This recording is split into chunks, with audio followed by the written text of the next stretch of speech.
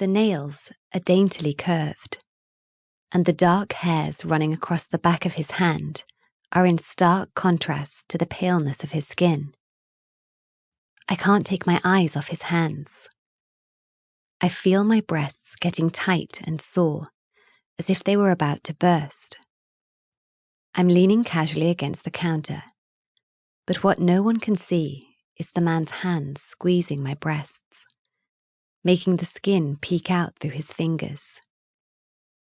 If I stand perfectly still and concentrate, I can feel the tingling sensation of the small dark hairs on the back of the man's hands on my lower arm.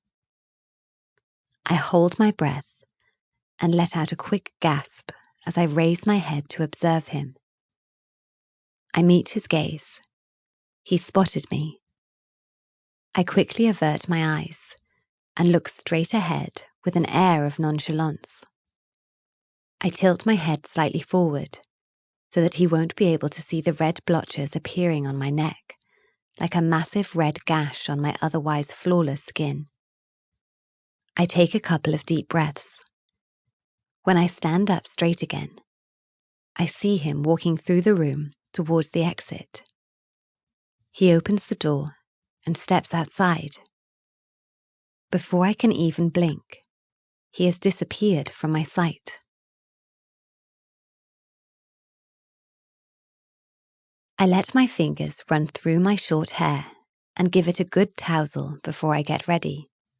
I put on my big scarf and button my coat, then swiftly walk down the street towards the restaurant where she's waiting for me. She sits at a small table by the window, waving at me when I enter. Her wide smile stays in place for a long time as she tries to keep my gaze locked onto hers. I smile back, but quickly let my eyes focus on my gloves, my scarf, and my coat. "I'm sorry, I have to take this," she says apologetically while pointing to her phone. "I've been waiting for him to call me back." I nod and walk towards the wardrobe. When I make my way back to the table, she's still talking. I stop and observe her gesturing. She uses hand movements to accentuate her talking points and how she feels about them. She smiles even while talking on the phone. Her short, dark, bobbed hair is cut very precisely, with very short hair in the front.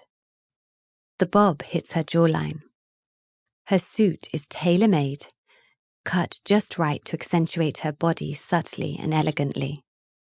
Her lips are contoured with a red pencil. She shoots me another wide smile and tries to capture my gaze. I look down at my shoes and the floor in front of me, discreetly stepping over a small piece of lettuce that the waiter has dropped as I move towards the table. Sometimes she's late for our lunch appointments, in case she's had to take a call.